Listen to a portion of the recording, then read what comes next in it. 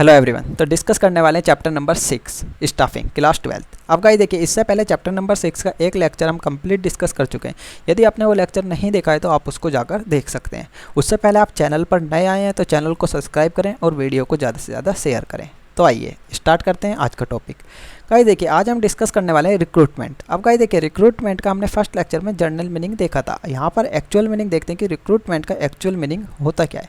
Guys देखिए, मैं recruitment को कह सकता हूँ एक तरीके से कि मैं जितने भी मेरे पॉसिबल कैंडिडेट्स हैं उनको क्या है कि मैं अपॉइंट कर रहा हूँ।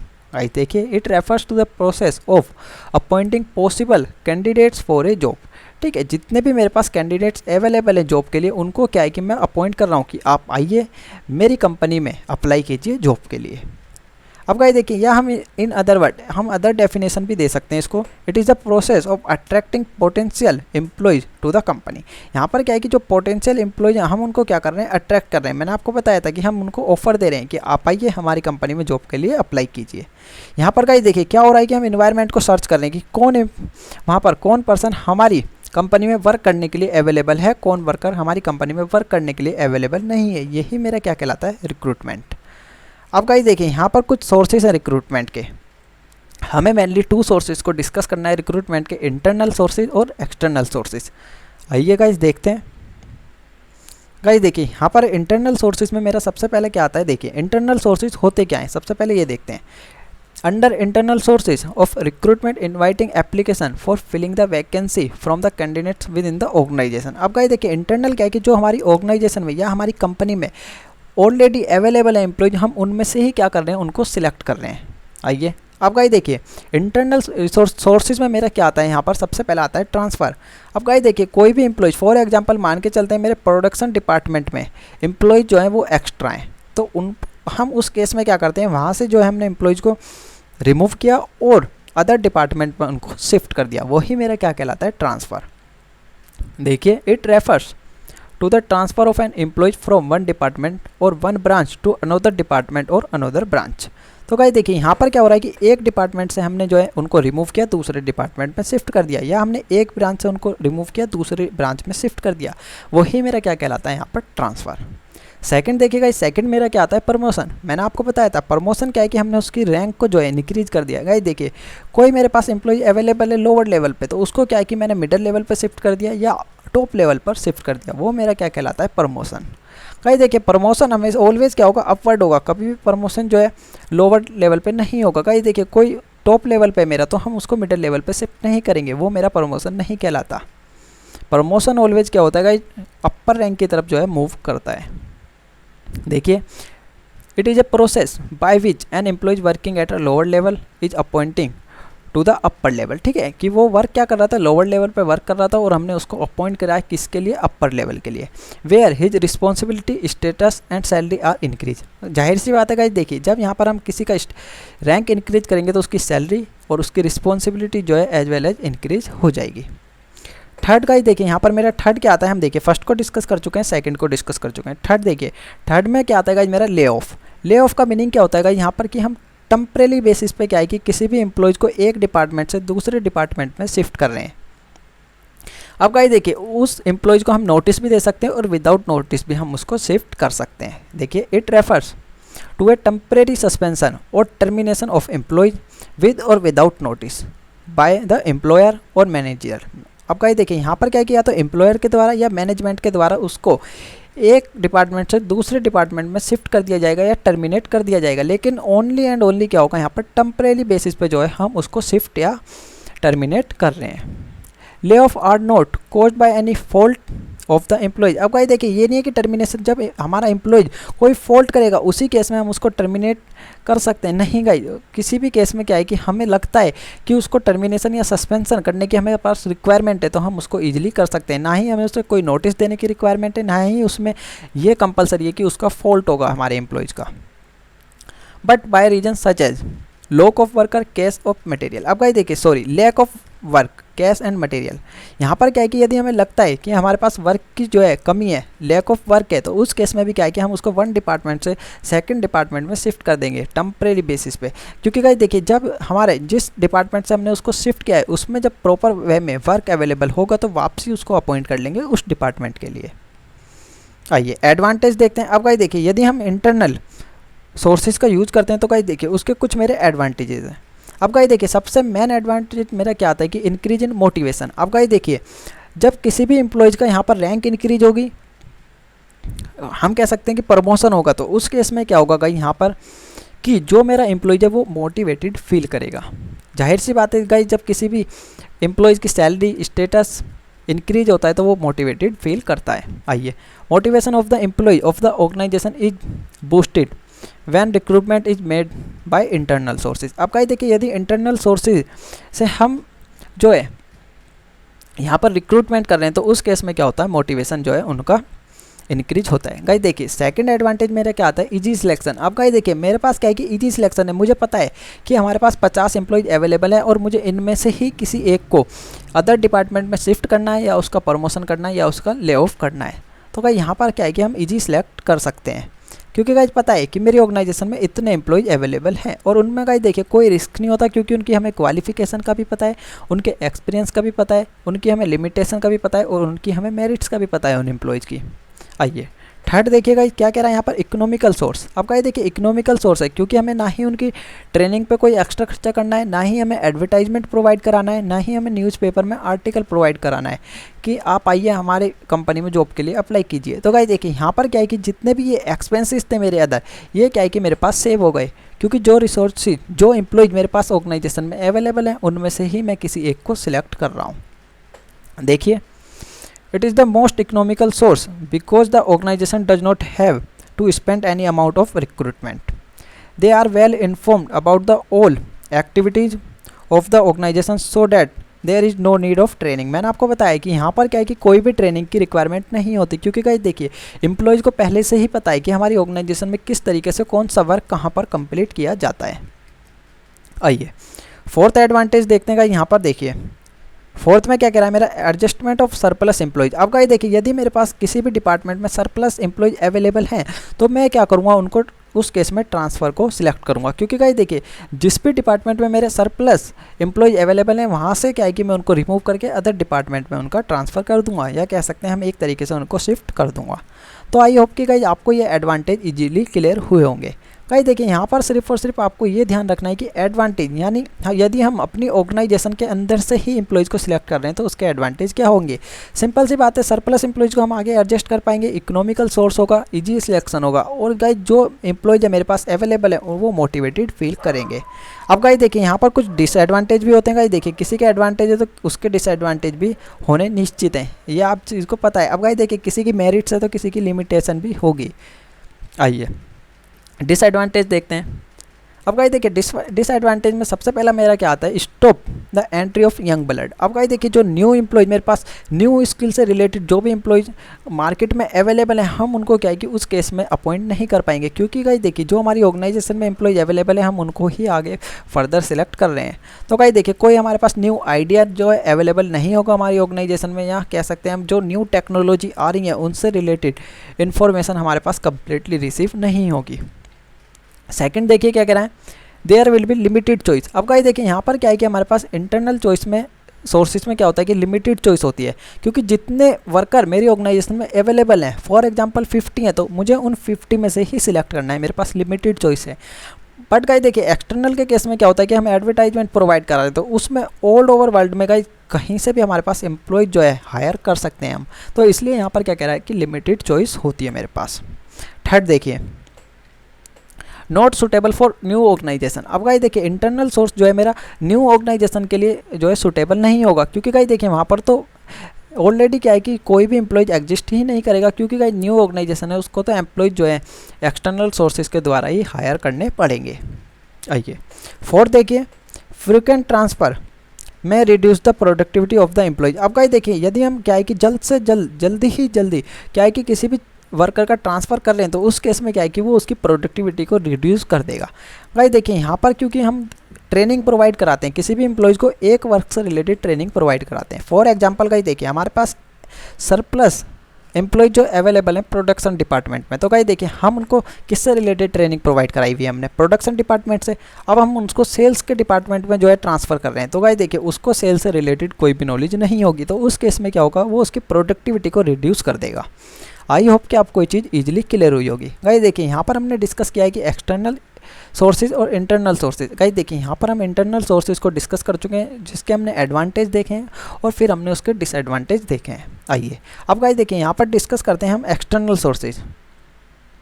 अब गाइस देखिए एम्प्लॉयज़ को हम एक्सटर्नल सोर्सेज से भी तो जो है उनको अपॉइंट कर सकते हैं। हमने इंटरनल सोर्सेज में देखा कि विद इन द ऑर्गेनाइजेशन जिसको हम अपॉइंट कर रहे हैं। अब गाइस देखिए एक्सटर्नल सोर्स में क्या होता है मेरा, जिसको हम आउटसाइड द ऑर्गेनाइजेशन, ठीक है, जो एम्प्लॉयज मेरे पास ऑर्गेनाइजेशन में अवेलेबल नहीं है, मैं उनको क्या है कि आउटसाइड से अपॉइंट कर रहा हूँ, वो मेरा क्या कहलाता है, एक्सटर्नल सोर्स। देखिए when the candidates from outside the organisation are invited to fill the vacant job position then known as external recruitment. अब गाइस देखिए यहाँ पर क्या है कि इनवाइट कर रहे हैं हम किसके लिए, fill the vacant job position. आइए अब गाइस देखिए इसमें भी क्या है, यहाँ पर सबसे पहला मेरा आता है कि हम या तो डायरेक्ट रिक्रूटमेंट कर सकते हैं। अब गाइस देखिए यहाँ पर डायरेक्ट रिक्रूटमेंट के केस में क्या होगा, एक सेकेंड गाइस,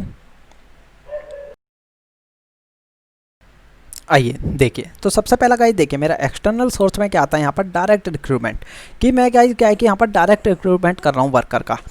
डायरेक्ट रिक्रूटमेंट के केस में क्या होता है गाइस कि जो हमारे पास जॉब अवेलेबल है, जो वैकेंसी हमारे पास अवेलेबल है, हम उसका डायरेक्ट एडवर्टाइजमेंट कर रहे हैं गाइस। या तो हम फैक्ट्री के गेट पर क्या है कि यहाँ पर हमने स्लिप प्रोवाइड करा दिया, ठीक है, स्लिप को जो है पेस्ट कर दिया है कि हमारे पास इतने एम्प्लॉयज़ की रिक्वायरमेंट है, जो भी इस जॉब के लिए अप्लाई करना चाहता है वो आकर हमसे कांटेक्ट कर सकता है। यही मेरा क्या कहलाता है, यहाँ पर डायरेक्ट रिक्रूटमेंट कहलाता है। आइए देखते हैं गाइस देखिए direct recruitment is called factory gate recruitment. अब गाइस देखिए मैंने आपको बताया कि फैक्ट्री गेट पे क्या है कि यहाँ पर हम स्लिप को पेस्ट कर देते हैं कि जिस भी एम्प्लॉयज़ को, जिस भी पीपल को जॉब की रिक्वायरमेंट है वो आके हमारे से कॉन्टैक्ट कर सकता है। देखिए important source of hiring especially unskilled worker who are paid daily wages। अब गाइस देखिए यहाँ पर क्या है कि हम उसको डेली वेज प्रोवाइड करा रहे हैं, जो मेरे अनस्किल्ड वर्कर होते हैं हम उनको यहाँ से ईजिली हायर कर सकते हैं। गाइस देखिए आपने देखा भी होगा कि काफ़ी फैक्ट्रियों के बाहर जो है स्लिप लगी हुई होती है कि हमारे पास ऐसे ऐसे इन एम्प्लॉयज़ की रिक्वायरमेंट है, यदि यहाँ पर कोई भी जॉब करना चाहता है तो आप हमारे से कॉन्टैक्ट कर सकते हैं। यही मेरा क्या कहलाता है यहाँ पर डायरेक्ट रिक्रूटमेंट। आइए गाइस देखिए सेकंड पॉइंट यहाँ पर मेरा क्या आता है, कैजुअल कॉलर। अब गाइस देखिए कैजुअल कॉलर के केस में मेरा यहाँ पर क्या होता है, in many reputed organisation some really talented and brilliant people continue sending their application form time to time with the hope then whatever some needs arise they may come across the an opportunity for appointment when some vacancy arise they people can be called. अब guys देखिए यहाँ पर क्या है कि जो brilliant other organisation में already work कर रहे हैं वो भी गाइज क्या होता है, यहाँ पर जो ब्रिलियंट और टैलेंटेड पीपल होते हैं वो हमेशा हमें कंटिन्यू अपने रेज्यूमे को हमें ईमेल करते रहते हैं या किसी भी अदर वे में सेंड करते रहते हैं, ताकि उन्हें गाइज एक होप रहती है कि यदि हमारी ऑर्गेनाइजेशन में वैकेंसी अवेलेबल होती है तो हम उनको कॉल कर जो है बुलाएंगे इंटरव्यू के लिए। तो यही मेरा क्या कहलाता है, कैजुअल कॉलर, कि हम उनको कॉल करेंगे किसके लिए, आप आइए हमारी कंपनी में इंटरव्यू दीजिए जॉब के लिए। वही मेरा क्या कहलाता है, कैजुअल वर्कर। अब गाइस देखिए यहाँ पर जो वर्कर होते हैं वो ऑलरेडी किसी अदर ऑर्गेनाइजेशन में वर्क कर रहे होते हैं, बट वो हमारी ऑर्गेनाइजेशन में भी क्या है कि अपना रेज्यूमे सेंड करके रखते हैं, क्योंकि गाइस उन्हें पता है कि जो इस ऑर्गेनाइजेशन में वर्क कर रहे हैं वो हमारी ऑर्गेनाइजेशन उससे बेटर है, जब भी तो वो उस ऑर्गेनाइजेशन में वर्क करते हुए भी हमारी ऑर्गेनाइजेशन में वर्क करना चाहते हैं। आइए अब गाइस देखिए थर्ड मेरा यहाँ पर आता है मीडिया एडवर्टाइजमेंट। अब गाइस देखिए हमने क्या है कि हमारे पास जॉब की रिक्वायरमेंट है, हमने मीडिया एडवर्टाइजमेंट कराया हुआ है। The advertisement is the most common and preferred source of external recruiting. The advertisement in newspaper professional journal give the comprehensive detail about the organisation types and nature of job position, skill required, qualification, experience etcetera. अब guys देखिए यहाँ पर क्या होता है कि हमने newspaper में एडवर्टाइजमेंट दे दिया कि हमारी कंपनी को इससे रिलेटेड, इस डिपार्टमेंट से रिलेटेड एम्प्लॉयज़ की रिक्वायरमेंट है, उसके लिए ये क्वालिफिकेशन आपके पास होनी चाहिए, इतना एक्सपीरियंस होना चाहिए, वो सब डिटेल्स हमने क्या है कि न्यूज़पेपर में मेंशन कर दिए। तो वही मेरा क्या कहलाता है, यहाँ पर मीडिया एडवर्टाइजमेंट कहलाता है। आई होप कि आपको ये चीज़ क्लियर हुई होगी। अब गाइस देखिए हमने फर्स्ट देखा था डायरेक्ट, सेकंड कैजुअल कॉलर और थर्ड में हमने देखा मीडिया एडवर्टाइजमेंट। डायरेक्ट रिक्रूटमेंट में क्या हो रहा था कि फैक्ट्री गेट पे हमने नोटिस लगाया हुआ है कि आप आइए यदि आपको जॉब की रिक्वायरमेंट है। तो कैजुअल कॉलर में क्या हो रहा है, जब हमारे पास जॉब की वैकेंसी अराइज होगी जब हम आपको कॉल करेंगे। थर्ड में क्या है देखिए मीडिया एडवर्टाइजमेंट है, यदि हमें एम्प्लॉयज़ को हायर करना है तो उस केस में हमने क्या करा, यहाँ पर एडवर्टाइजमेंट जो है कर दिया है। आइए फोर्थ देखते हैं, अब गाइस देखिए फोर्थ में क्या होता है, एम्प्लॉयमेंट एक्सचेंज। अब गाइस देखिए यहाँ पर क्या है कि एम्प्लॉयमेंट को हम एक्सचेंज कर रहे हैं, ठीक। अब गाइस देखिए कितनी बार क्या होता है, गवर्नमेंट के केस में होता है गाइस देखिए, आपने देखा होगा कि एक प्लेस से दूसरे प्लेस पर उसका ट्रांसफ़र हो जाता है। अब गाइस देखिए एक ऑफिस में जो है मेरे पास एक्स्ट्रा एम्प्लॉय अवेलेबल है, तो मैं उस केस में क्या करता हूँ कि उनका दूसरी जगह ट्रांसफ़र कर देता हूँ। तो यहाँ पर गाइस देखिए ट्रांसफ़र तो एक डिपार्टमेंट से दूसरे डिपार्टमेंट में हो रहा था, यहाँ पर क्या है कि एक्सचेंज कर रहे हैं एक ऑफिस से दूसरे ऑफिस में, या कह सकते हैं एक प्लेस से दूसरे प्लेस में। लेकिन क्या है कि गाइस उनका वर्क जो है यहाँ पर सेम है। आई होप कि आपको ये चीज़ क्लियर हुई होगी। गाइस देखिए फिफ्थ देखिए, फिफ्थ में क्या कहना है मेरा, placement agency and management consultant. अब गाइस देखिए यहाँ पर क्या होता है कि जो मेरी प्लेसमेंट एजेंसी होती है उनके पास डाटा अवेलेबल होता है, जिस भी पर्सन को जॉब की रिक्वायरमेंट होती है वो गाइस देखिए अपना रेज्यूमे और अपनी कंप्लीट डिटेल्स इन एजेंसी को प्रोवाइड करा के रखते हैं। और गाइस देखिए इनका कॉन्ट्रैक्ट होता है किससे, कंपनी के साथ भी, कि जिन कंपनी को भी एम्प्लॉयज़ की रिक्वायरमेंट होती है उनके साथ उनका कॉन्टैक्ट होता है। और इन एजेंसी के पास क्या होता है कि गाइस देखिए जो एम्प्लॉयज़ हैं उनकी कंप्लीट डिटेल अवेलेबल होती है। तो ये आपस में क्या है कि गाइस यहाँ पर एक मीडिएटर के रूप में वर्क करती हैं, जिससे कि गाइस देखिए यहाँ पर क्या है कि एम्प्लॉय कंपनी और एम्प्लॉयज़ के बीच में एक कॉन्टैक्ट प्रोवाइड कराती हैं, ये as a middle man work करती हैं। तो गाइस देखिए सिंपली यहाँ पर क्या होगा, देखिए here the some private management firms act as a middle man between the recruiter and recruit. अब गाइस देखिए मैंने आपको बताया कि ये वर्क कैसे करती हैं, as a middle man work करती है मेरी।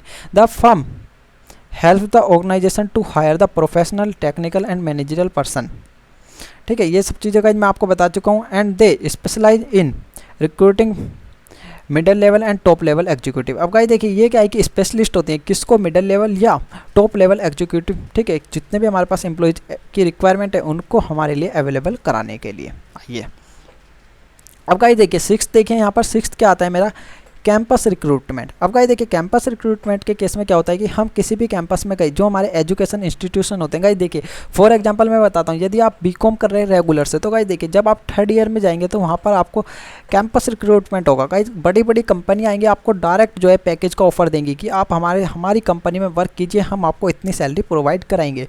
वो मेरा क्या कहलाता है, कैंपस रिक्रूटमेंट कहलाता है कि गाइस हमने कॉलेज में गए और डायरेक्ट एम्प्लॉयज़ को हायर करने की, क्योंकि गाइस देखिए यहाँ पर क्या होता है, कॉलेज का और उन कंपनी का आपस में कॉन्ट्रैक्ट होता है, तो वे उसी कॉलेज के स्टूडेंट्स को क्या है कि वहाँ पर अपने जॉब के लिए अपॉइंट करती हैं। गाइस बेस्ट एग्जांपल देता हूँ आपको एसआरसीसी का। आप एसआरसीसी में यदि आप रेगुलर कॉलेज में हैं, गाइस 12th के बाद आपको कुछ भी गाइस किसी भी कॉलेज में एडमिशन लेना है ना, तो गाइस आप सोच के चलिए एसआरसीसी में लेना है। कट ऑफ जाती है 98-99%। यदि आपको वहाँ पर एसआरसीसी में एडमिशन मिल जाता है तो गाइस आपको बीकॉम करने के बाद कोई भी डिग्री करने की रिक्वायरमेंट नहीं होती है, क्योंकि बीकॉम का पैकेज ही काफ़ी ऐसा पैकेज जाता है कि हमें आगे कुछ करने की रिक्वायरमेंट नहीं होती। लाखों में पैकेज जाता है, मंथ्स की सैलरी 2 to 3 लाख या 4 लाख तक भी जाती है, 5 लाख तक भी जाती है, काफ़ी टाइम्स मैंने देखा है। आइए 7 देखिएगा, देखिए 7th में क्या कह रहा है। अब गाइस देखिए 7th के केस में क्या कह रहा है कि रिकमेंड करा है हमें, किसी एम्प्लॉयज़ ने हमारे रिकमेंड कर रहा है, तो उस केस में क्या होगा गाइस, यदि हमारे एम्प्लॉयज़ की बेटर रेपुटेशन है हमारी कंपनी में, तो गाइस देखिए वो क्या करता है, काफ़ी टाइम्स की रिकमेंड कर देता है। फॉर एग्जांपल देता हूँ गाइस आपको कि आप कहीं भी जॉब करना चाहते हैं और आपके ब्रदर या आपके फादर कहीं ऑलरेडी जॉब कर रहे हैं, तो उस केस में गाइस क्या है कि वह आप उनका रेफरेंस देके जो है जॉब इजीली गेट कर सकते हैं। या वह गाइस देखिए आपको भी रिकमेंड कर सकते हैं कि हाँ ऐसे ऐसे मेरा ब्रदर है, वो आप हमारी कंपनी में जॉब करना चाहता है, तो उस केस में क्या है कि गाइस वहाँ पर ईजिली सिलेक्ट हो जाते हैं, ईजिली हमारे लिए वर्क अवेलेबल हो जाता है। तो गाइस देखिए 7। अब गाइस देखिए 8 क्या आ रहा है यहाँ पर, लेबर कॉन्ट्रैक्टर। अब गाइस देखिए लेबर कॉन्ट्रैक्टर के केस में क्या होता है, मैंने आपको बताया यहाँ पर भी एक एज ए मिडल मैन जो है वर्क कर रहे होते हैं। आइए देख लेते हैं एक बार नोट्स के अकॉर्डिंग, क्योंकि गाइस देखिए यहाँ पर लेबर कॉन्ट्रैक्टर होते हैं जो कि एम्प्लॉयज़ को, हमारी कंपनी को क्या है कि यहाँ पर लेबर प्रोवाइड करा रहे हैं। This is the most common form the external recruitment where the labour contractor who are other employed, ठीक है, with the firm or have an agreement to supply the worker to the firm for the completion of specific type of task. This method is used against for hiring the unskilled और semi skilled worker. अब guys देखिए मैंने आपको बताया कि यहाँ पर भी क्या होता है, एज ए मीडिएटर जो है वर्क करते हैं, जो लेबर कॉन्ट्रैक्टर होते हैं वो हमारी कंपनी को लेबर प्रोवाइड कराते हैं। या यहाँ पर गाइस देखिए यहाँ पर मेनली क्या है कि अनस्किल्ड वर्कर होती है या सेमी स्किल्ड वर्कर होती है, उनके पास नॉलेज तो होती है लेकिन कुछ नॉलेज होती है, तो उस केस में गाइस क्या है कि यहाँ पर लेबर कॉन्ट्रैक्टर के द्वारा भी हमारी कंपनी क्या है कि एक्सटर्नल सोर्सेज के द्वारा किसी भी एम्प्लॉयज़ को ईजिली हायर कर सकती है। गाइस देखिए 9th मेरा यहाँ पर क्या आता है, एडवर्टाइजमेंट ऑन टेलीविजन। अब गाइस देखिए यहाँ पर हमने जैसे एडवर्टाइजमेंट मीडिया देखी थी, सेम एज वर्क करता है मेरा एडवर्टाइजमेंट ऑन टेलीविजन, कि हमारी कंपनी में जॉब की रिक्वायरमेंट है और हमने उसका एडवर्टाइजमेंट दिया है कहाँ पर, टेलीविज़न पर, कि हमारी कंपनी में इतने एम्प्लॉयज़ की रिक्वायरमेंट है, इसके लिए ये क्वालिफिकेशन चाहिए और इस वर्क से रिलेटेड हम अपने एम्प्लॉयज़ को अपॉइंट करना चाह रहे हैं। तो गाइस देखिए कंप्लीट इन्फॉर्मेशन अवेलेबल होती है। अब जो भी पर्सन हमारी कंपनी में जॉब करने के लिए इंटरेस्टेड है वो हमारे से कॉन्टैक्ट कर सकते हैं। आइए अब गाइस देखिए 10वां यहाँ पर क्या आता है, 10th में मेरा क्या कह रहा है, वेब पब्लिशिंग। अब गाइस देखिए यहाँ पर हम वेब पब्लिशिंग कर देते हैं काफ़ी टाइम्स। गाइस देखिए आज के टाइम पे वेब पब्लिशिंग जो है आपको इजीली देखने के लिए कहीं भी मिल जाएगी। गाइस देखिए आप गूगल करेंगे naukri.com, आपको गाइस लाखों में नौकरी वहाँ पर अवेलेबल होती हैं। तो ये मेरा क्या कहलाता है, वेब पब्लिशिंग। क्योंकि गाइस देखिए वेब मेरी क्या करती है, हम कह सकते हैं एक तरीके से वेबसाइट क्या करती है कि कंपनी को और एम्प्लॉयज़ को आपस में लिंक करने का काम करती है। यहाँ पर भी जो मेरी वेबसाइट है वो एज ए मीडिएटर वर्क कर रही है। क्योंकि गाइस देखिए इन वेबसाइट पे कंपनी भी अवेलेबल होती हैं और एम्प्लॉयज़ भी अवेलेबल होते हैं जिनको जॉब की रिक्वायरमेंट होती है मेरी। आपको मैंने बताया कि naukri.com, sign.com, गाइस यहाँ पर आपको ईजिली जॉब अवेलेबल हो जाएगी। यदि आपके पास ग्रेजुएशन है या आपके पास डिग्री है किसी भी चीज़ से रिलेटेड, तो आप naukri.com पर जाकर ईजिली नौकरी जो है अपनी गवर्नमेंट जॉब या प्राइवेट जॉब को ईजिली गेट कर सकते हैं। तो गाइस देखिए आई होप कि आपको ये चीज़ ईजिली क्लियर हुई होगी। गाइस देखिए यहाँ पर हमने एक्सटर्नल सोर्स में 10 टाइप्स देखे कि हम एक्सटर्नल सोर्स से किस किस टाइप से जो है एम्प्लॉयज़ को हायर कर सकते हैं। आइए गाइस एक बार रिपीट करते हैं। गाइस देखिए यहाँ पर हमने देखा डायरेक्ट रिक्रूटमेंट फर्स्ट, सेकंड देखा कैजुअल कॉलर, थर्ड देखा गाइस देखिए हमने media advertisement and fourth employment exchange, fifth guys देखिए प्लेसमेंट ऑफ एजेंसी, सिक्स्थ हमने देखा कैंपस रिक्रूटमेंट, मैंने आपको एग्जांपल दिया था SRCC का। सेवन्थ में देखा गाइस हमें कोई रिकमेंड कर रहा है, ठीक है, अदर एम्प्लॉयज़ के द्वारा रिकमेंड किया जा रहा है। 8 में labour contractor, 9th advertisement on television, 10th guys देखिए यहाँ पर क्या है मेरा वेब पब्लिशिंग। आई होप कि आपको ये सब चीज़ें ईजिली क्लियर हुई होंगी। अब गाइस देखिए इसके एडवांटेज देखते हैं। यदि हम एक्सटर्नल सोर्स का यूज करके किसी भी एम्प्लॉयज़ को अपनी ऑर्गेनाइजेशन में हायर कर रहे हैं तो उसके केस में मेरे एडवांटेज क्या क्या होंगे। सबसे पहला गाइस देखिए यहाँ पर क्या होगा, फ्रेश टैलेंट। क्योंकि गाइस देखिए फ्रेश टैलेंट होगा, क्योंकि गाइस देखिए यहाँ पर हम जब इंटरनल सोर्सेज का यूज़ कर रहे थे, तो उस केस में क्या था कि मेरे पास जो टैलेंट ऑलरेडी मेरी ऑर्गेनाइजेशन में अवेलेबल था वही हम क्या है कि अगेन यूज़ कर रहे थे। लेकिन यहाँ पर क्या है, बिल्कुल फ्रेश टैलेंट मेरे पास अवेलेबल होगा। अब गाइस देखिए सेकंड मेरा एडवांटेज क्या आता है, वाइडर चॉइस है। मैंने आपको बताया था कि ऑल ओवर वर्ल्ड में हम कहीं से भी एम्प्लॉयज़ को हायर कर सकते हैं। अब गाइस देखिए थर्ड क्या है कि क्वालिफाइड पर्सनल, मैंने आपको बताया यहाँ पे पर्सनल रेफर्स टू एम्प्लॉयज़, कि हम जो हमारे पास एम्प्लॉयज़ हमारे पास चॉइस होती है कि हम क्या है कि यहाँ पर क्वालिफाइड एम्प्लॉयज़ को भी जो है हायर कर सकते हैं।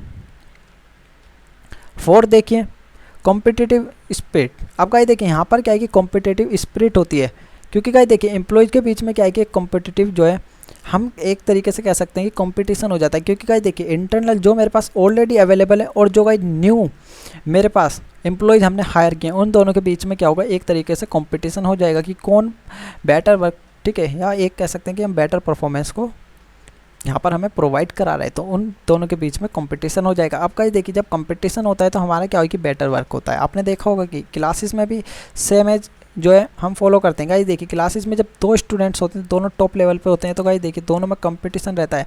और गाइस देखिए फर्स्ट सेकंड थर्ड पोजीशन जिसकी भी आती है ना, आप नोटिस करेंगे गाइस ज़्यादा नंबर का तीनों में डिफरेंस नहीं रहता है, सिर्फ और सिर्फ 3-4 का डिफरेंस रहता है फर्स्ट सेकंड थर्ड पोजीशन वाले में। तो हायर कंपटीशन होता है, ठीक है, जो कि उनकी इफ़िशिएंसी को इंक्रीज कर देता है।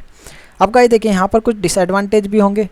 जब एडवांटेज है तो गाइस देखिए डिसएडवांटेज भी होने बिल्कुल कंपलसरी है। आइए देखिए फर्स्ट डिसएडवांटेज गाइस देखिए मेरा क्या आता है, एक्सटर्नल सोर्स से मुझे अपॉइंट रिक्रूट करने के लिए the moral of existing employees does goes down. अब गाइस देखिए जो मेरे पास ऑलरेडी एम्प्लॉय अवेलेबल है उनका मोरल क्या होगा, गोज डाउन, ठीक, कि जो उनका मोरल है वो डिक्रीज हो जाएगा।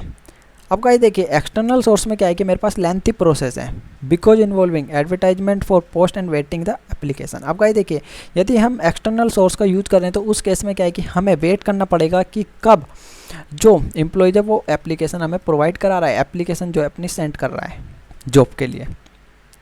New employees may not adjust in the rules and regulation of the organisation. आज देखिए समटाइम्स क्या होता है कि जो हमारे न्यू एम्प्लॉयज हमने अपॉइंट किए हैं वो हमारी रूल्स एंड रेगुलेशन, कंपनी के रूल्स एंड रेगुलेशन के अकॉर्डिंग एडजस्ट नहीं हो पाते हैं, तो उसकी वजह से भी काफ़ी प्रॉब्लम होती है, जिसकी वजह से वो अपने वर्क को इफिशिएंटली और इफेक्टिवली परफॉर्म नहीं कर पाते।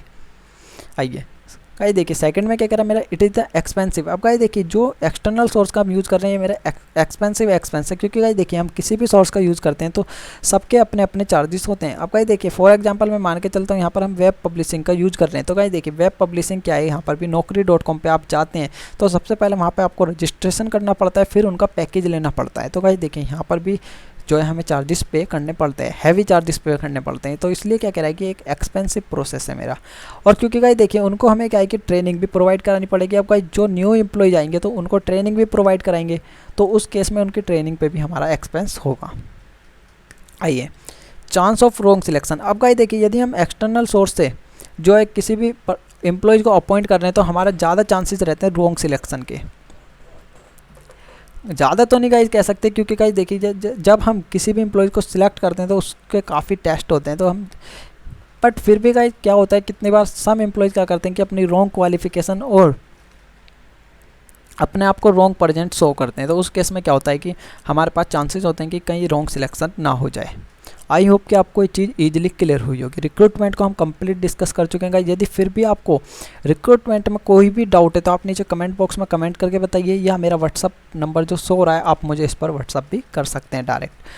गाइस देखिए हमने देखा कि हमारा रिक्रूटमेंट क्या होता है, इसके दो सोर्सेज होते हैं, एक्सटर्नल और इंटरनल। गाइस देखिए इंटरनल में हमने 3 देखे, या तो ट्रांसफ़र होगा या प्रमोशन होगा या ले ऑफ होगा। अब गाइस देखिए एक्सटर्नल हमने डिस्कस किया, एक्सटर्नल में हमने 10 पॉइंट देखे, डायरेक्ट रिक्रूटमेंट, कैजुअल वर्कर, ठीक है। अब गाइस देखिए कुछ हमने एजेंसी देखी, रिकमेंडेशन देखा, या वेब पब्लिशिंग, एडवर्टाइजमेंट, ये सब बातें हमने डिस्कस की हैं। फिर उसके हमने एडवांटेज और डिसएडवांटेज डिस्कस किए। तो मिलते हैं गाइस आपसे नेक्स्ट लेक्चर में, तब तक tata bye bye, see you.